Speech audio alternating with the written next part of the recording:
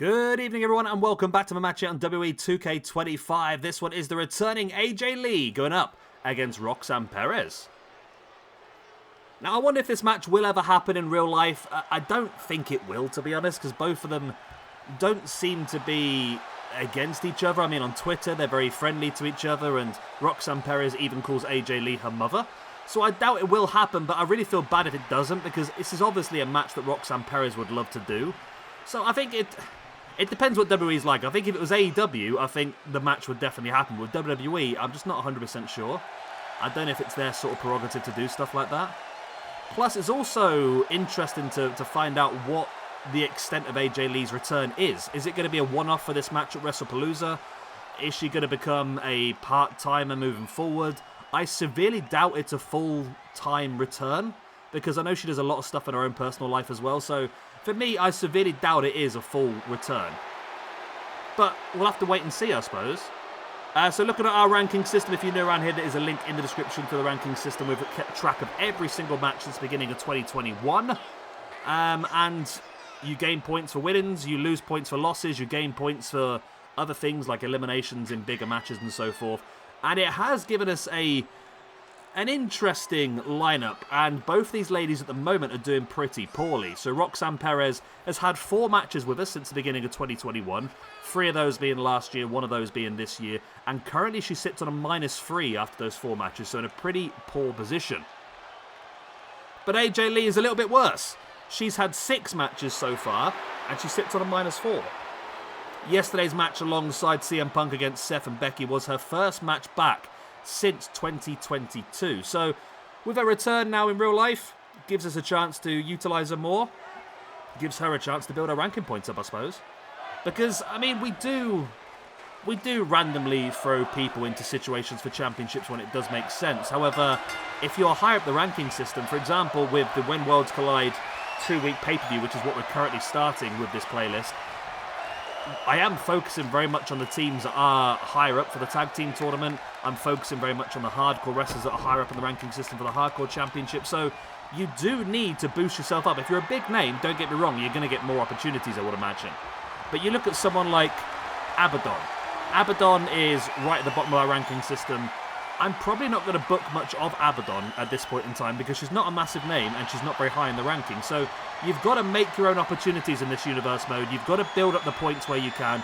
And this is a great opportunity for both these ladies because on the game, they are both rated very similar. They're both rated roughly the same. I think AJ Lee might be 1 or 2 points higher. However, that means nothing to this game because we've seen recently matches with about a 20-point swing go in the favour of the lower rated person. I do like the way that Roxanne uses the bottom rope to spring off because she's short. I like that. But yeah, I'm surprised that I've not used Roxanne that much. But then again, I say she only really came into it in 2024, didn't she? She was quite a young competitor, so we didn't do a ton of videos last year. This year has been the sort of resurgence over the last couple of months of our videos, so I'm sure she'll get a lot more chances to show what she can do. This year she's had 1 match. It was a tag team match. I'm not quite sure what that was then, but it was a tag team match which she did lose. And there's a possibility we could utilise these 2 ladies as the tag team as well. Like I said, they have a very good relationship online. Roxanne Perez often refers to AJ Lee as her mother. So there's no reason why we couldn't utilise these 2 as a tag team and try and help boost their points up that way as well. Maybe it's something we can do as part of When Worlds Collide. We can do AJ Lee and Roxanne Perez versus some of the other teams knocking around. I don't know many of the AAA women's tag teams, if there are any, but there's loads in NXT and TNA, so it's definitely something we could do. Roxanne now running knee strike in the corner right into the gut of AJ Lee and now drops in for the pin. Referee's there to make the count and does a good job of slapping AJ Lee across the face as she counts. Roxanne Perez now heading up to the middle rope and is going to hit with the moonsault. It's a very rigid moonsault, that one. You don't often see people generally curl their body to help with a flip, but Roxanne's there was like very...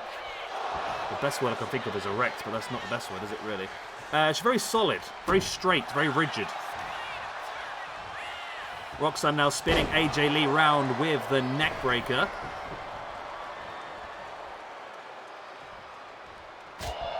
A slap in the face by Perez, and now in with the neck breaker. And now Roxanne Perez dragging AJ Lee away from the corner. There's the boot in the chest, and then in with... Ooh, nice. It's almost like a moonsault into a senton. There's the pin once again. It's only a 2 count, but Roxanne Perez doing great here.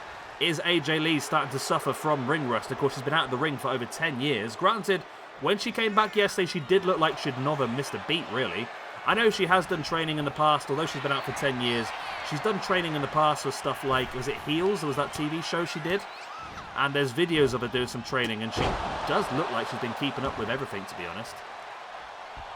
And you can tell she still looks very fit. She still looks very toned and lean, and she's obviously not retired to a point where you let yourself go, like you see with a lot of these guys that do. AJ Lee now, big boot right into the face of Roxanne Perez. And now Roxanne going to take AJ. Oh, nice. Spinning around. Slamming the back of the head onto the mat as well. Very, very painful. Roxanne now in with a frog splash in the middle row. AJ Lee saw it coming, moved out of the way. And you'd think that AJ Lee would have a disadvantage in terms of scouting because Roxanne Perez grew up watching AJ Lee wrestle. I would be pretty sure that Roxanne Perez knows AJ Lee's moveset like the back of her hand and probably knows the best way to reverse it as well. So I think that Roxanne should have a massive benefit from there. It just depends how much AJ Lee's been keeping up with the product while she's been gone. Lovely lovely bulldog, sliced bread if you will. As now AJ stalking, springs off the ropes. Lovely step up enziguri to the kneeling opponent. And now in with the pin for the 1, the 2. And oh, it's only a 2 count, but it was close. There was not a lot left in that. There was not a lot of fight out in that at all from Roxanne Perez. AJ Lee now rolling her around and into the Black Widow submission. This is a brutal submission, because as you can see, AJ Lee's entire body weight is off the ground. Her entire body weight is being held up by the limbs and the muscles of Roxanne Perez, which really accentuates the submission hold itself. AJ Lee now with a back elbow on Roxanne Perez. Drags her across the ring up against the ropes. And going to use the ropes to advantage. Look at that, pulling back at the shoulders. You could pop a shoulder out that way. As AJ Lee now heading up to the top. There's a bit of distance here, but she does just about make it with a leg drop. I think maybe she did break the laws of physics there slightly, but it was enough, but only enough for a 2 count.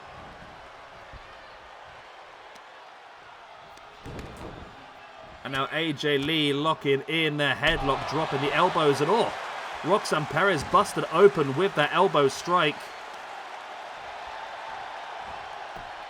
AJ Lee bringing Roxanne back up to a kneeling base, and then in with a running drop kick, but no.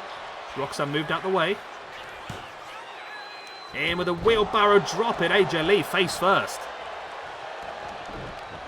And now you see Roxanne Perez with a ground and pound, maybe trying to return the favour for being busted open recently. Roxanne now dragging AJ Lee away from the corner. Gonna send her off the ropes, ducks underneath. Over the top she goes, in with the single leg drop kick. Now dragging AJ Lee away from the corner once again. There's the boot in the gut, and now up. Oh, nice. Almost like an execution DDT between the legs, and now Roxanne has AJ Lee stalked. What's the plan? Boot in the gut.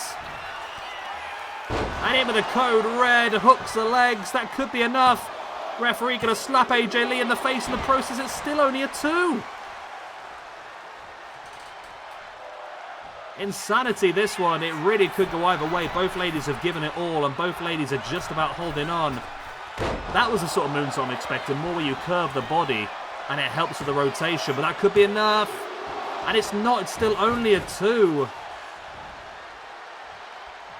And you see Roxanne getting pretty frustrated here. As AJ Lee back up to her feet, Roxanne Perez going to spring her off the ropes. In with a hip toss. Stamping on the back of the arm as well. Roxanne Perez now in control of AJ Lee. Into the corner. What is Perez's plan here? Oh, just using the ropes to advantage, pulling back at the arm, very painful. And that could weaken any potential Black Widow that AJ Lee tries to lock in the future. Big running forearm there by AJ Lee, taking Roxanne down. Roxanne, she's been knocked out by that. Nope, referee slapped her in the face for good measure. AJ Lee now the boot in the head of Roxanne Perez. Roxanne returns a boot in the head of her own. Roxanne now once again, code red, middle of the ring. That's got to be all. There's the pin. 1, 2. She's got it. Roxanne Perez defeats her idol AJ Lee. Massive win for her, but terrible result for AJ Lee, who continues the freefall. Roxanne Perez then moves up to a -2 after 5 matches, but AJ Lee, suffering her second defeat since her return, drops down to a -5, which puts her joint third from bottom of the overall rankings. She now sits alongside... where are the people? Is it from there? It is, yeah. She sits alongside Katana Chance and Kaylee Ray, or Alba Fire, or... Everyone's got many different names these days, haven't they? At the bottom of the ranking system. Maybe that's a triple threat match we need to do this week to try and help build AJ Lee up, but... I mean, who knows? She might end up losing that one as well, but... I quite like that, though, to be honest. Katana Chance versus AJ Lee versus Alba Fire in a triple threat. I mean, all 3 ladies are really low in the ranking system. Remember, triple threat gets you 3 points for the victory, so that could be enough to really elevate you out of the doldrums. You'd still be pretty low down. -2 is still not good at all, but it's a lot better than bloody -5 is. And there we go then. Massive win for Roxanne Perez. The Prodigy defeats the Idol. And I say, potentially these two could end up tagging together at some point this week. Got a slaps in the face by the referee. Maybe someone should fight the referee at this point. Should be a 2-on-1, the way these two have been slapping the referee up. There it was, the second of the Code Reds, enough to get the victory. Again, the referee just slapping AJ Lee in the face. And AJ Lee puts over the Prodigy. And that's what you want from these big talents. I mean, if this happened in real life, this would be massive. This is what WWE should do. WWE should allow AJ Lee to fight Roxanne Perez and then put Roxanne Perez over AJ Lee to continue building Roxanne as this new future star. I think that would be the smart thing to do. AJ Lee doesn't need the win. Roxanne Perez would benefit infinitely from defeating AJ Lee. There we go. Hopefully you've enjoyed. If you have, hit the like, subscribe, the good stuff, and I will see you again later on. Don't forget even, we are still doing our Forbidden Door pay-per-view. That'll be finishing off tomorrow before we start When Worlds Collide officially, but I just got a bit excited with the return of AJ Lee to get some of these online, and that's what we're doing.